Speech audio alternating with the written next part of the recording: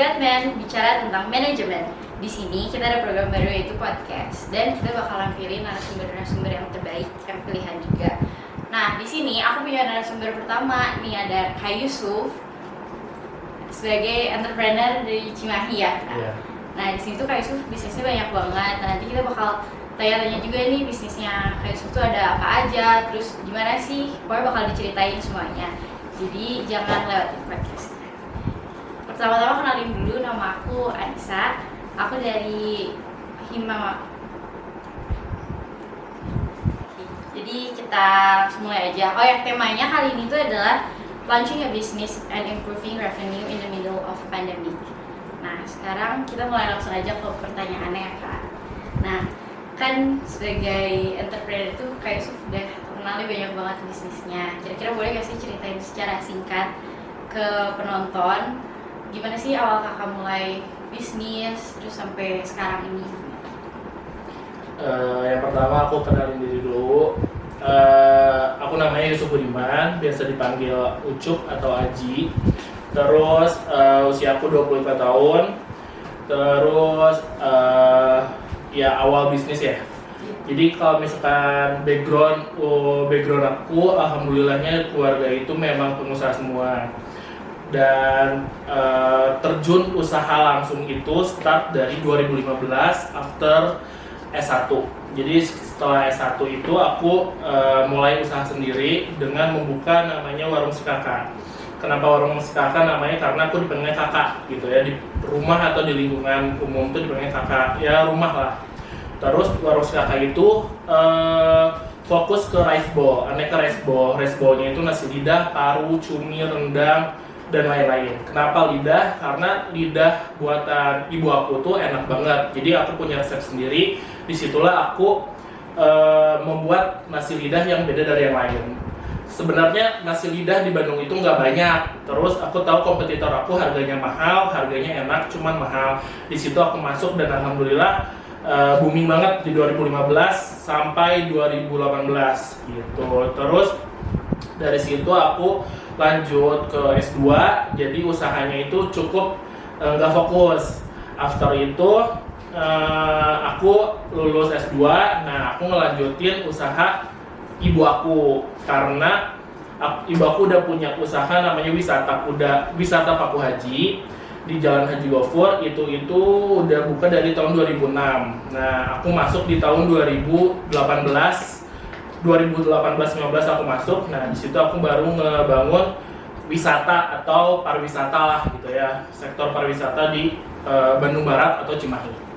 Nah dari situ udah sih dari situ aku haji, terus aku mulai lagi buka di tahun ini, di tahun lalu sih aku buka barber, terus ada dimsum, sekarang aku buka tosti juga. Dan aku juga ngejalanin area 805, itu kayak food court atau ya pokoknya area kumpul-kumpul gitu deh.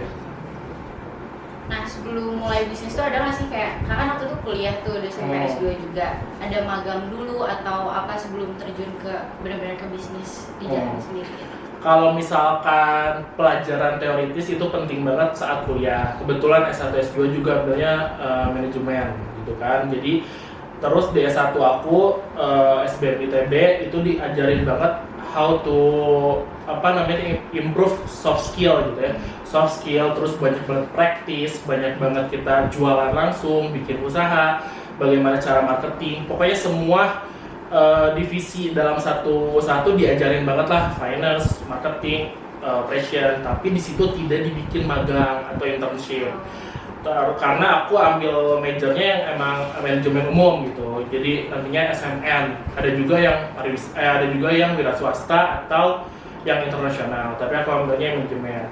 Tapi dari situ aku karena langsung terjun ke Warung Si Kakak itu di tanggal 1 November 2015. Nah disitulah gimana sih pelajaran yang S1 itu diterapkan secara langsung. Tapi nggak lupa juga dibantu dengan dukungan kedua orang tua dan ajaran-ajaran live gitu, gimana yang kayak karyawan tuh gimana sih, cari vendor tuh gimana, bukan pas di kuliah itu benar-benar kayak diajarin lah. Cuman pas live itu benar-benar beda. Karena walaupun waktu kuliah kamu harus jualan, kamu harus nyari profit atau target-target buat nilai, tapi itu buat nilai, bukan buat duit gitu kan. Karena duitnya itu kalau kuliah itu harus di-charity-kan, jadi dikasih lagi ke kampung gitu, diamalin lah si duitnya, bukan buat kita. Tapi kalau misalkan udah kalau buat hidup kan sekarang benar-benar cari duit ya buat kita gitu. Tapi kalau pas S2 aku sempat internship. Nah, internship itu juga aku belajar banyak karena aku internshipnya di Bali. Nah, alhamdulillah dapat banyak ilmu tentang bukan usaha ya, tapi bagaimana mengelola tempat usaha, karena aku disitu jadi karyawan kan, jadi marketing. Jadi kayak gimana marketing benar dan baik dan how to manage konsumen lah gitu. Nah terus kayak kan banyak nih yang ngomong tuh kayak kalau misalnya kita udah ketemu sama dunia kerja kayak bakal lupa tuh sama kuliah, atau bakal jadi ya lebih, bukan malas juga ya, lebih kayak kita bakal fokus di dunia kerja itu. Menurut kakak gimana sih itu? Kalau fokus di dunia kerja kan berarti cari duit ya, yang namanya udah punya duit kan pasti happy lah gitu, duit sendiri, kita udah bisa menghasilkan duit buat apa yang kita mau. Tapi kalau misalkan kuliah sambil bekerja atau kuliah sambil usaha itu menurut aku kembali ke orangnya. Cuman kita gini aja, kita ketika kuliah itu mungkin semua yang di sini yang ngelihat atau gimana, ada yang sebagian besar duit orang tua kan. Nah, kita tuh jangan sia-siain duit orang tua. Kita jangan sia-siain kepercayaan orang tua, dan kita mau orang tua kita bangga, gitu aja kan. Pokoknya kalau misalkan kita usaha harus, cari duit juga harus, lagi kuliah harus gitu ya. Maksudnya boleh lah, enggak harus. Tapi ketika kuliahnya belum beres ya tetap harus ini, walaupun agak terlambat nggak apa-apa. Tapi dua-duanya harus balance, dan ingat tujuannya itu ya buat wisuda, buat gelar, dan buat orang tua gitu loh. Nah terus kayak tadi kan udah tuh kayak masih kita ngebalancein antara kuliah sama kerja gitu. Nah terus kan dibilang diajarin soft skillnya juga tuh di kuliah. Terus ada nggak sih kak kayak personal branding kakak sendiri yang menunjang di kakak di bisnis?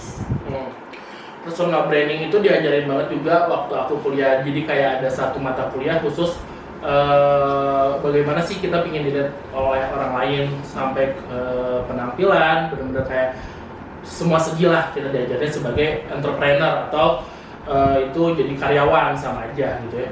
Yang alhamdulillahnya kalau aku tuh benar-benar dari kecil itu diajarin yang namanya waktu, benar-benar menghargai waktu.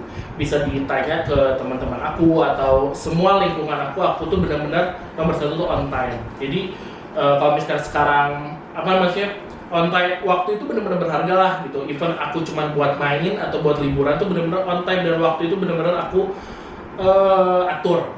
Yang kedua bener-bener aku tuh bener-bener disiplin dan kerja keras gitu ya, disiplin dan kerja keras. Jadi kalau misalkan disiplin kayak aku udah tahu nih kita bakalan buka tenan atau misalkan kita bakal ikut bazar, ikut event itu hari Selasa. Berarti kita harus prepare dari hari apa, kita harus loadingin hari apa. Bahkan ketika aku harus kakak karena aku ikut event kan di berbagai kota, mereka tuh teman-teman tenan aku udah tahu aku tuh pasti loading in pertama, loading out pertama. Kenapa? Karena kalau loading in pertama enak, nggak rusuh ya. Kalau loading out pertama yang lain kan kayak santai dulu. Kalau aku nggak, ya pingin cepet beres. Ketika acara udah beres, aku harus cepet beres. Aku memperhatikan juga kos karyawan ya.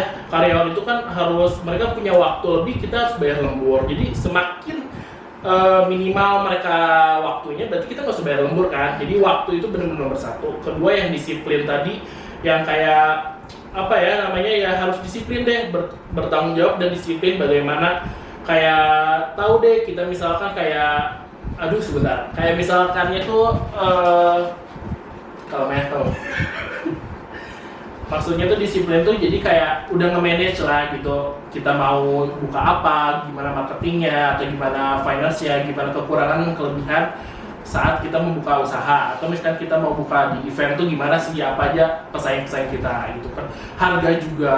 Terus kayak misalkan disiplinnya tuh kayak kita jangan sampai si porsi itu misalkan satu rice bowl 500 gram jangan sampai kurang dari 500 gram, kalau lebih itu baik ya gitu. Terus yang ketiga bersyukur.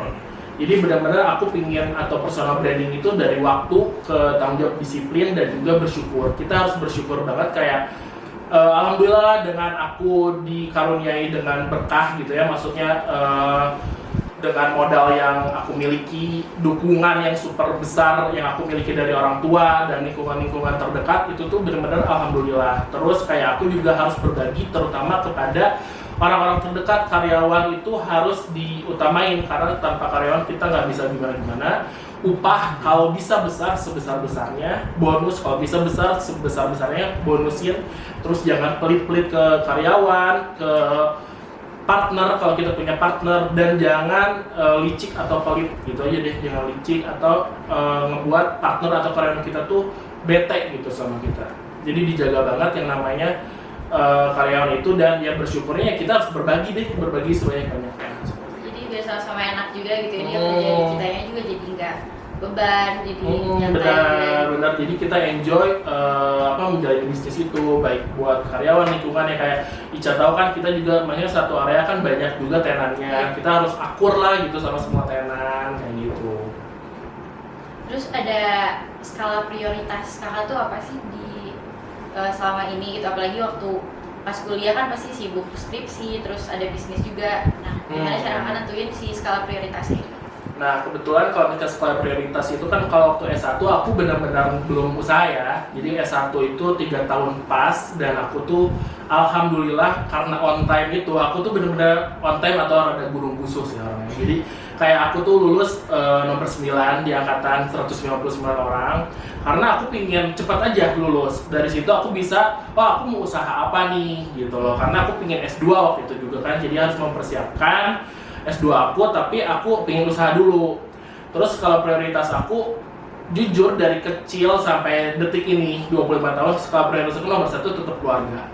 Jadi keluarga itu ya acara apapun keluarga atau keluarga yang minta apa pasti itu nomor 1. Yang kedua skala prioritasnya ya pendidikan, kalau kita masih di jenjang pendidikan. Ketiga baru usaha. Tapi pendidikan itu maksudnya kayak waktu S2 kan aku sambil usaha dan sambil pendidikan. Jadi kalau kita kuliah juga cuman sehari paling 2 mata kuliah atau 1 mata kuliah, ya kita bisa ya dibagi waktu lah gitu. Misalkan paginya kuliah, sorenya kita jaga atau cari ide apa. Jadi jangan benar-benar ya kuliah nomor 2 gitu. Berarti kan nomor 1-nya kalau bisa dibilang antara usaha atau kuliah dulu baru usaha. Dan usahanya kan kalau misalkan kayak enaknya sebenarnya berpartner atau banyakan misalnya tim gitu. Nah, kebetulan aku itu dari 2015 sampai sekarang itu tuh selalu sendiri. Jadi kayak nggak pernah kayak partner, ada sih tim, tapi tim itu tuh tidak memberi tidak menjadi kayak penentu keputusan yang penting lah gitu. Dan baru sekarang aku sama Ica baru partneran untuk membuka usaha baru yang kita jalanin 1 minggu. Nah, gimana nih teman-teman? Tadi kan udah tuh ada beberapa pertanyaan yang udah kita ajuin ke Kak Yusuf, terus udah dijawab juga, kayak pasti kalian dapat poin-poinnya kan. Nah, bisa kalian contohin juga tuh di kehidupan kalian, apalagi buat kalian yang mau bangun bisnis atau masih kepikiran kayak aduh gimana ya mau bisnis, saya masih takut, apalagi di masa-masa kayak gini kan. Nah, nanti kita bakal tanya-tanya lagi lebih dalam lagi tentang itu, gimana cara ngebangunnya atau itu. Jadi pokoknya kalian harus tonton semuanya dan diambil poin-poin pentingnya ya. Oke, sekarang kan lagi di masa-masa kayak gini nih. Menurut kakak tuh kayak bisnis apa sih yang paling sesuai dengan situasi yang ada kayak gini? Makanan kah atau clothing atau apapun yang kayak cocok gitu kan, bisa ngebantu juga teman-teman di sini yang kayak tadi mau mulai bisnis atau masih kepikiran gitu. Sebenarnya kalau si bisnis itu, aku pribadi itu harus passion ya. Jadi maksudnya harus yang kita suka, kita mau, terus kalau bisa hobi kita sebenarnya. Kebetulan, ya udah buat umum dulu deh ya. Kalau misalkan buat kalian yang kayak pandemi nih gitu ya, sebenarnya dari bulan Maret kan kita udah bukan semi lockdown gitu ya, yang orang-orang udah di rumah aja. Itu tuh banyak banget teman-teman aku atau orang di luar sana tuh langsung usaha yang banting usaha. Karena semua, kebetulan aku juga tergabung dalam sama ID itu kayak event organizer IO gitu. terus dia WO juga. Nah itu otomatis mati kan, event mati sampai bulan Desember katanya. Jadi gimana sih kita bisa hidup gitu, karena kalau misalkan kayak gitu banyak yang tergantung dengan bisnisnya yang ketika tanpa corona gitu ya. Ketika corona misal kayak kita yang bisa jualan yang paling cepet tuh masker gitu kan, masker, walaupun tapi kita nggak boleh nimbun yang masker sekali buang ya, misalnya masker kain. Kita bisa bikin masker kain walaupun itu kan kita nggak suka ya, tapi kan kita cari peluang aja nih apa. Tapi ingat si masker itu juga kan belum tentu jangka panjang, cuman kita kalau mencari peluang dan dapetin profit yang oke, ya udah masker gitu contoh. Terus kita bisa custom, kita bisa maksudnya buat ordernya biar nggak rugi ya PO kah apa, atau kita beli di vendor yang lain kita cuanin kayak gitu loh. Terus kalau nggak masker misalkan bisa juga kita titip belanja. Contoh titip belanja itu misalkan satu komplek, kayak di komplek aku kita nggak ada yang mau ke pasar gitu, jadi ada satu orang bukan tumbal tapi dia pinter gitu ya, yaudah nih saya beliin, sok ibu-ibu mau apa gitu loh, padahal dia masih muda gitu, kayak sok ibu-ibu mau apa, dicatat mana uangnya, nanti saya belanja, dia pakai APD lengkap atau enggak dia sekedar pakai jas hujan deh gitu, helm ke pasar, tapi di pasar pun dia udah punya vendor gitu loh, udah punya vendor, jadi tinggal WhatsApp, tinggal dikumpulin beres. Nah di sore hari dibagiin dah belanjaan si ibu-ibu itu gitu. Jadi banyak banget, atau misalkan kaos yang tulisan kayak quotes di rumah aja atau apa, atau misalkan sekarang kan banyak banget ya kayak tentang florist gitu, yang berkebun, bercocok tanam, atau lebih ke hobi deh gitu, hobi-hobi kayak DIY, bener-bener kayak ngedekor rumah atau apapun yang bisa dicuanin ketika corona. Dan itu pasti banyak banget yang mau, walaupun mereka di rumah aja, walaupun sebagian besar kita kekurangan uang gitu, tapi ketika kita di rumah aja tuh insya Allah kok tetap aja ada rezekinya gitu. Dan walaupun mereka yang banyak usaha-usaha baru itu pasti juga rame. Contohnya kayak aku nih, ketika aku buka 805 di Busam, itu tuh di bulan Februari tanggal 1 aku baru launching. Ketika corona Maret tanggal 12-an, aku tutup di tanggal 20. Nah aku bingung dong, aku udah baru buka dan alhamdulillah booming. Ya gimana, sedangkan orang-orang ke situasi seperti ini kan. Jadi akhirnya aku jualan ini. Jadi aku buka apa namanya tuh si frozen foodnya. Jadi kalau misalkan orang-orang kebanyakan dimsum atau frozen food tuh frozen food dulu, baru buka tenan offline. Kalau aku offline dulu, baru buka online. Jadi aku jual online si frozen food ini dimsum dengan ada berapa ya, ada 11 varian kalau nggak salah. Dan alhamdulillah itu dimsumnya aku bikin sendiri gitu ya. Jadi aku bikin sendiri, aku resep sendiri. Homemade gitu ya. Homemade and handmade gitu kan. Terus packagingnya juga benar-benar aku kayak cari vendor tercepat, karena alhamdulillah ketika aku tutup tuh permintaan dimsum aku tuh banyak, dan aku udah bisa kirim ini ke Jabodetabek atau Pulau Jawa, bahkan yang paling jauh tuh aku ke Kalimantan. Dengan cara apa? Lewat Instagram. Bener-bener lewat Instagram aja, media sosial yang kalian punya, media sosial yang teman kalian punya. Jadi bantuinnya kayak semi endorse, tapi alhamdulillahnya kalau aku tuh nggak endorse, jadi kayak belilah gitu 50% gitu, sok nggak apa-apa, tapi kamu ini. Tapi alhamdulillah ketika kita misalkan produk kitanya oke, mereka tuh nggak harus disuruh pun otomatis mau kok gitu buat ngepromosiin gitu.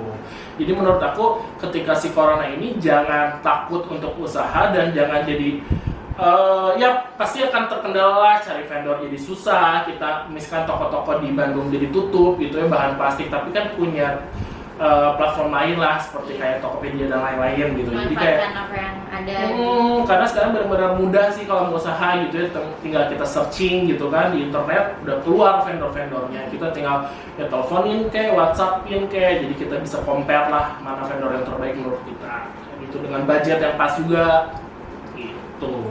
Jadi kalian tuh jangan takut buat mulai usaha, karena sekarang tuh di zaman sekarang tuh apalagi kayak gampang banget kalian bisa mulai lewat Instagram kalian sendiri, kayak gak harus jadi selebgram kayak gitu ya kak, buat memasarkan produk kalian lah, kayak kalian bisa gecar-gecar aja, pokoknya manfaatin apa yang ada sekarang.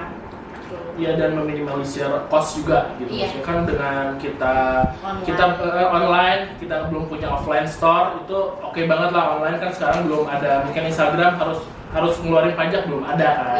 Jadi ya gunainlah sebisa mungkin di lewat Instagram gitu, atau Facebook atau Twitter bisa banget.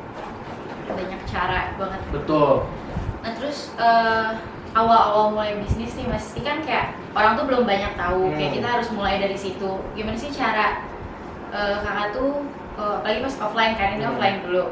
Nah terus gimana cara biar orang-orang tuh pada tahu nih ada produk baru nih, ada jualan baru ini. Coba kita cerita tentang si 805 Dimsum ini ya. Yeah. Jadi kebetulan dia tuh buka di jalan utama Kota Cimahi, Jalan Cibabat itu benar-benar jalan utama, jalan besar. Di jalan itu tuh sebenarnya udah ada 3 atau 4 dimsum. Tapi aku tuh gini, kayak udah ada 4, terus kenapa aku bikin gitu ya. Nah, aku percaya diri, aku suka dimsum, keluarga aku suka dimsum. Ya udah deh, aku harus belajar bikin dimsum. Aku jadi awalnya ya kita ke vendor dulu dong, cari vendor, harga-harga. Aku cobain itu semua vendor di Bandung, di Jakarta. Tapi ternyata harganya tuh kan cukup mahal, pricey gitu ya buat kita jual lagi dengan harga satu porsinya 14.000 atau 13.000. Jadi akhirnya aku terjun buat cara bikin dimsum. Jadi aku les di 3 tempat, aku kursus bareng ibu-ibu gitu kan. Karena ya aku buat itu hobi aku, maksudnya buat menunjang usaha aku, dan aku hobi aku memang kuliner gitu kan. Jadi udah aku kursus aja, aku kursus di 3, ambil sertifikasi gitu, sertifikasi dimsum gitu. Jadi kayak aku punya sarjana dimsum gitu kan. After itu aku cobain dimsum aku ke keluarga aku, dan alhamdulillahnya dengan dari 3 tempat itu aku munculkan resep yang menurut aku paling oke. Nah dari situ aku, oh ya udah aku percaya diri dimsum aku enak. Nah dari situ dibanding yang lain, dibanding 4 kompetitor aku di jalan itu. Yang kedua udah kita pede sama rasa atau kita oke punya vendor yang enak, yaudah gitu ya. Aku bikin gerobak atau offline store-nya itu yang menarik. Jadi gerobak aku yang harus beda dari 4 lain itu. Eye catching gitu. Iya, yang eye catching. Jadi misalkan gerobakku ya gede sendiri. Aku emang gede gerobaknya. Kedua bahannya kayu gitu kan. Terus yang ketiga di area 805 itu aku waktu buka tuh bener-bener di pinggir jalan yang sekarang Sate Wagyu. Iya. Nah aku di pinggir jalan pakai plang yang gede banget, kayak 4x2 meter gitu. Jadi benar-benar kelihatan. Terus aku soft opening dulu dari Januari, grand opening 1 Februari. Aku masukin media sosial Info Cimahi atau media sosial yang terkenal di kota itu. Aku bayar gitu, tapi itu cari yang paling murah 100 atau 200 ribu. Nah dari situ alhamdulillah orang ketika grand opening promo gitu, oh item 10.000 itu ramenya luar biasa. Nah dari situ, oke, jadi yang paling pertama yang aku bilang tadi rasa, terus maksudnya looknya gimana, packaging atau itu. Yang kedua baru tempat kalau mau offline. Kalau mau online ya udah jelas ya, harus bagus desainnya, IG-nya, captionnya gitulah kayak gitu. Jadi itu sih menurut aku kalau misalnya awal mau buka kayak gitu. Nah terus ada kendala nggak sih kak waktu kayak awal-awal mulai, kayak benar-benar kerasa banget tuh kendalanya, kayak susah apa gitu? Kalau misalkan kendala usaha dan usaha itu pasti punya kendala, dan kita harus siap punya kendala, kita harus siap susah, kita harus siap rugi, dan banyak banget lah, maksudnya bukan siap rugi ya, pasti akan ada anjlok-anjloknya gitu. Kebetulan kayak wisata Paku Haji yang aku jalanin sekarang juga kan itu udah mau 15 tahun, jadi aku udah tahu kayak tahun berapa yang kurang, saat setahun itu di bulan apa yang kurang kayak gitu, dan kita harus udah siap. Terus kendala-kendalanya ya kalau misalkan kayak bukan UMKM ya, tapi kayak bukan usaha kecil juga, tapi kayak usaha seperti inilah kayak dimsum, roti, atau itu usahanya kendalanya itu kayak di vendornya ya aku bikin sendiri, tapi kan ada vendor lain, ada vendor terigu, ada vendor keju gitu kan, daging ayam. Aku bahkan kayak daging ayam atau kita vendor ya daging itu tuh harus punya 5 at least cadangan. Jadi ketika satu mahal, 2 gimana, atau satunya nggak bisa diangkat, jadi kita kendalanya itu harus benar-benar bisa nge-manage vendor yang baik itu gimana, vendor yang mana yang kita mau tonjolin atau kita pegang terus kayak gitu. Dan yang toxic menurut aku itu dijauhin deh, vendor-vendor yang toxic atau harga-harga yang terlalu mahal, over gitu. Kita berarti jangan pakai merek itu gitu. Kendalanya itu pertama. Terus yang kedua kayak ada mungkin bukan oknum tapi kayak izin-izin masyarakat. Jadi kita harus memikirkan lingkungan kita tuh welcome nggak sih dengan kita usaha. Kalau offline ya, tapi kalau online mah insya Allah kan welcome aja. Paling ada kompetitor yang agak licik gitu loh, kayak misalkan dia bisa nge-DM apa, itu kita harus ready lah dengan kompetitor, atau misalkan ya aku bilang izin masyarakat lingkungan gitu kan. Yang terakhir ya bukan kendala sih, tapi kita harus bisa menghadapi konsumen. Jadi konsumen, ketika konsumen mungkin kayak dia merasa tidak puas, mereka tuh punya selera masing-masing ya. Even itu dia F&B atau clothing atau apa, mereka tuh ya punya selera gitu. Kayak dia sukanya warna hitam atau dia sukanya manis. Jadi kita nggak bisa sama ratain, kita nggak bisa bikin semua orang suka, tapi kita punya target yang pas yang dengan produk kita gitu loh. Jadi gimana kita cara iniin konsumen lah gitu. Kita harus tahu konsumen yang pas tuh gimana, dan gimana cara nge-engage mereka biar beli atau suka dengan produk kita. Itu benar-benar harus dipikirin dulu matang-matang dari A sampai Z, dari konsumen sampai vendor kayak gitu ya. Benar. Tapi dengan kalau kita misalkan mau hemat waktu dengan kayak sama Ica ya, kita nggak harus bikin dulu konsumen atau vendor ya. Kita udah tahu ya vendornya apa. Udah, terus kita belum punya backup ya, tapi kita tahu, oh ada vendor, kita juga pernah sih beberapa vendor ya Caya, jadi kita tahu tapi udah punya backup apa. Terus kalau konsumen, insya Allah dengan aku sama Ica tuh kan buka Toasty by We, itu tuh roti itu semua orang suka.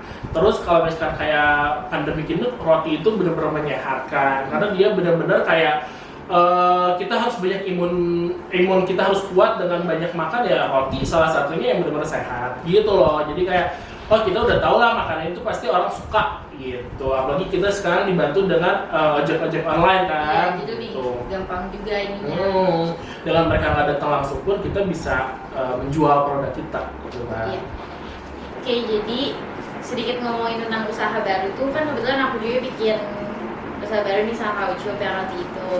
Nah terus kemarin juga kayak aku nyari-nyari si vendornya kayak gitu, itu tuh lumayan gampang juga sih kalau sekarang karena udah mulai yang new normal itu kan. Nah terus jadi itu sih yang penting tuh ada kemauan aja sih menurut aku. Kalau dari aku sendiri kayak kaliannya niatnya sih mau bikin usaha itu, terus maunya, soalnya karena itu kan juga butuh tenaga juga, butuh waktu sih, benar-benar waktu tuh harus benar-benar di ini semua ke apa yang mau kalian bikin gitu deh. Soalnya nyari-nyarinya juga susah, kayak coba-cobainnya benar-benar cari yang pas kayak gitu.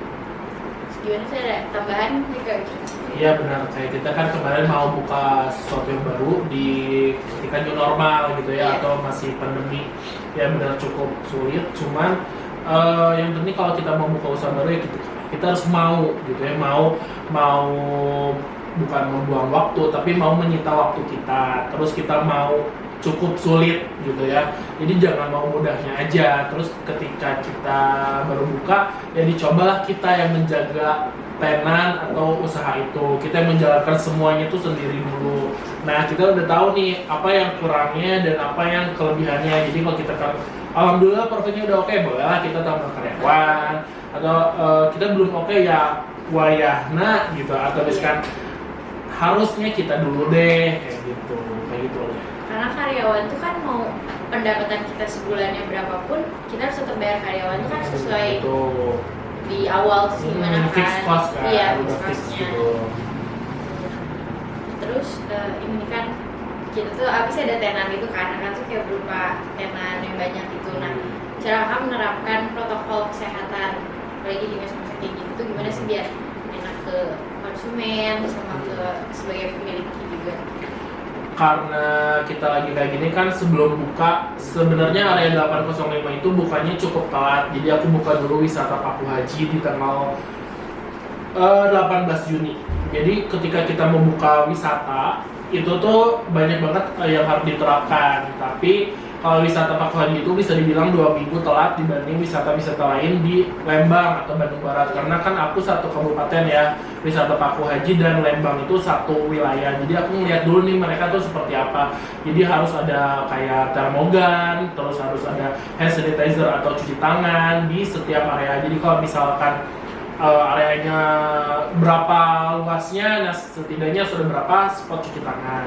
Terus aku benar-benar menerapkan yang namanya masker. Maskernya kita terapkan dulu dari semua karyawan kita. Atau misalkan semualah karyawan kita, terus kedua yang si pengunjung itu tersebut, terus yang suhu di atas 38 total tidak boleh masuk, usia anak di bawah 3 tahun itu tidak boleh masuk, kayak gitu kan. Tapi kita memberikan kelonggaran seperti apa, jadi kayak misalnya ketika mereka sudah di dalam kawasan, kalau misalkan aku wisata gitu ya kan, itu outdoor, full outdoor, jadi kalau misalkan mereka mau membuka maskernya itu sih nggak masalah menurut aku, asal mereka jaga jarak dengan orang yang mereka nggak kenal. Jadi kalau mereka satu family is okay gitu, mereka mau foto-foto is okay, tapi ketika mereka duduk atau after mereka masuk wahana ya cuci tangan lah atau hand sanitizer lah yang mereka bawa kayak gitu. Jadi kita udah menerapkan jelas gitu, kayak beberapa poster gitu ya, mau hati-hati atau apa-apa gitu, himbauan. Begitupun di area 805 di food court itu sama, satu meja jadi cuma 2 kursi kayak gitu kan, dan ada jaga jarak. Tapi yang namanya masyarakat kan tetap aja kadang suka lupa gitu, makanya kita yang harus mengingatkan dan yang kita lah antisipasi. Dan buat masyarakat di luar sana pun, jadi jangan boleh di rumah aja, atau boleh kalian tuh bener-bener kayak worry gitu ya, tapi jangan over worry atau jangan terlalu kayak nggak mau ke mall, nggak mau makan di kafe, jangan juga. Tapi jangan juga yang kayak nongkrong terus di kafe buat anak-anak muda gitu kan, kayak coffee shop atau apa. Tapi percaya deh, coffee shop kayak gitu juga udah menerapkan kok gitu ya, gitu. Tinggal diri kitanya jangan yang terlena banget, tapi jangan yang nggak mau banget juga keluar rumah gitu. Jadi ya pintar-pintar kita, dan insya Allah ketika kitanya imunnya kuat dari makanan-makanan sehat, tidur yang cukup, insya Allah itu nggak akan kena kita, insya Allah. Benar. Dan ketika pun kena, teman sahabat aku kena ya di Jakarta, tapi mereka alhamdulillah sembuh kok gitu, dengan obat yang pas, dan benar-benar mereka di rumah, sempat di rumah sakit tapi dipulangkan ke rumah dan akhirnya sembuh gitu, dengan ya oke lah gitu, bisa jaga diri, terus jaga jarak. Dan yang namanya sakit itu kita gak akan ada yang tahu gitu kan ya, kita antisipasi sebaik mungkin aja. Ketika kita kena pun amit-amit terima gitu, dan insya Allah itu pasti sehat gitu. Apalagi kan kalau kita masih muda gitu kan, kalau misalnya orang tua kita ya wayahna lagi, atau sebisa mungkin ya di rumah aja. Nah jadi buat kalian juga yang mau keluar rumah kayak gitu ya nggak usah terlalu takut, tapi tetap, karena di setiap tempat juga sekarang udah menerapkan protokol kesehatan, cuman harus kesadaran dari diri sendiri juga ya. Nah sekarang yang terakhir nih, Kak, aku mau tanya tips and triknya atau saran-saran dari Kakak buat yang mau mulai usaha itu apa? Tips and tricks saat ini, karena sekarang udah new normal dan kita akan selalu berdampingan dengan corona gitu kan ya, dengan covid ini. Jadi tips and triknya ya yang pasti diri pribadinya harus sehat dulu ya. Yang kedua, kalau misalkan mau usaha, berarti kita yang aku bilang kayak kalau bisa tuh se-passion mungkin, sesuka mungkin. Tapi kalau misalkan ngikutin tren boleh, mangga, cuman gak akan lama gitu. Bisa lama berarti itu rezeki kamu, tapi kalau misalkan ikutin tren aja atau kitanya juga gak suka dengan usaha itu ya gak akan lama. Tapi kalau misalkan passion, insya Allah itu bisa lama, asalkan kitanya maksudnya ya mau terjun langsung, mau konsisten banget, terus mau berinovasi. Jadi jangan monoton, benar-benar kita keluarin deh terobosan baru every month gitu. Jadi benar tiap bulan promo apa, dan ide-idenya tuh harus benar-benar fresh, dan kita harus ngelihat pasar, kompetitor, atau benar-benar kayak sering-sering deh buka-buka media sosial, mereka tuh jual apa, walaupun produknya beda, tapi bisa kita ambil idenya. Misalkan, mereka tuh ternyata lagi summer gitu, ya udah deh dimsum yang pas buat summer apa ya gitu kan, nggak mungkin, tapi dibuat mungkin aja. Jadi ide-ide yang kayak, atau nanti mungkin lebih kayak seasonnya apa, atau orang-orang banyaknya apa yang itu, jadi produk kita tuh ikutin juga season itu gitu. Jadi jangan monoton. Terus yang selanjutnya apalagi ya, maksudnya kayak inovasi terus kayak gitu. Dan ya udah nih, jangan pantang menyerah. Event itu kita ada kerugian atau lagi profitnya enggak banget gitu ya, tapi jangan pantang menyerah.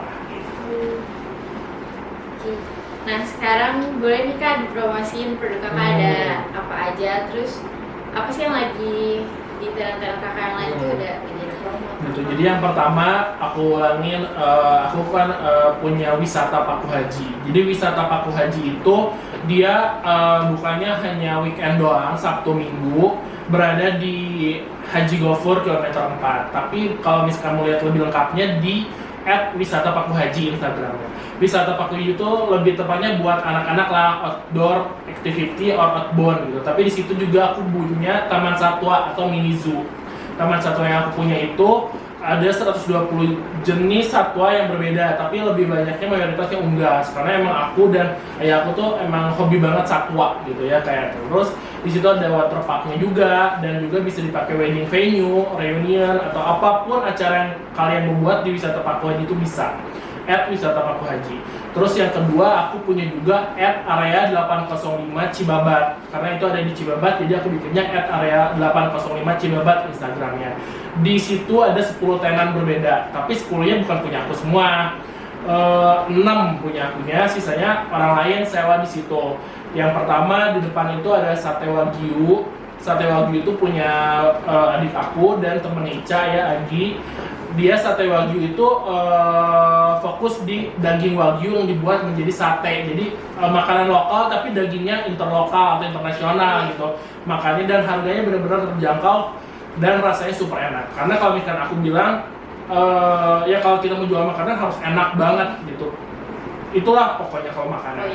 Dan aku mengajarkan adik aku yang baru 18 tahun ya usaha sedini mungkin. Kenapa? Karena ketika kita banyak gagal atau banyak mencoba masih muda itu baik dibanding kita udah makin sepuh 30 ke atas terus gagal kan rugi gitu. Mendingan kegagalan itu kita lalui ketika masih muda.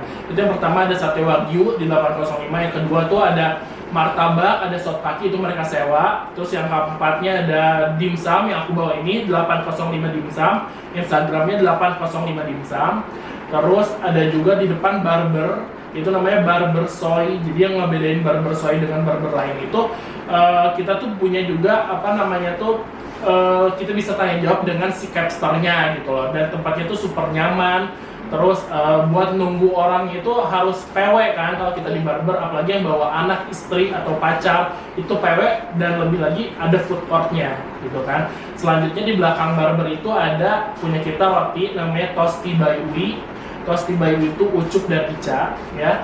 Jadi dia tuh lebih fokusnya ke roti panggang. Terus nanti juga ada bread pudding, terus ada roti kukus gitu, dan toppingnya banyak banget. Tapi yang best seller kita adalah es krim dadu ya. Jadi roti panggang pakai es krim dan sirupnya itu enak banget. Apalagi kalau dimakan langsung gitu. Terus selanjutnya di samping ada sop iga sama ada mie baso punya Ibu Dini. Terus sampingnya lagi ada Sorai Coffee and Milk. Jadi dia tuh lebih fokusnya ke kopi dan susu, tapi benar-benar khas lah gitu, yang nggak punya kopi susu lain tuh beda. Dan harganya tuh oke, kebetulan walaupun nanti tayangnya ini akan nggak pas, tapi sekarang tanggal 15, 16, 17 kita lagi record, itu tuh grand opening. Jadi sebenarnya bakal grand opening di tanggal 15 ini selama 3 hari, semua tenan itu diskon gitu. Tapi buat kalian yang mau datang ke area 805 atau ke wisata Paku Haji bisa di lain hari gitu kan. Kalau area 805 kita buka setiap hari dari jam 8 sampai jam 10. Kalau wisata Paku Haji tadi bukanya cuma weekend, jadi aku cuma buka Sabtu Minggu doang gitu. Ini banyak banget di area 805 itu, mulai dari makanan manis, asin, sampai minumannya semua tuh ada. Jadi kalian yang mau datang harus banget datang sih, cobain. Iya gitu, dan situ jadi kalau misalnya kamu makan berat ada minumnya. Oh ada cendol juga, satu lagi lupa, ada randol cendol. Nah, terus dan tempatnya juga PW banget ya Ca. Jadi buat Instagram, buat foto-foto oke, buat kumpul keluarganya oke, karena kita fasilitas juga ada musola, tempat parkirnya cukup lah, luas gitu. Terus ada ya pokoknya PW lah, banyak banget lokasi-lokasi yang pas buat kita makan dan buat kongko bareng keluarga atau teman. Dan yang penting harganya juga semua masih terjangkau banget, nggak ada yang mahal-mahal. Dan bisa di order di ojek online juga ya Ca. Nah, jadi udah nih selesai pertanyaan kita hari ini sama Kak Yusufnya. Makasih Kak. Semoga Yusuf makin berkembang, makin lancar terus, sukses terus. Iya. Udah sih, udah. banyak. Oh ya guys, jangan lupa nanti nonton podcast kita di yang lainnya. Kayak masih ada, kita bakal bikin beberapa series dan dengan narasumber yang gak kalah menariknya juga. Jadi terus nonton podcast kita ya. Dadah.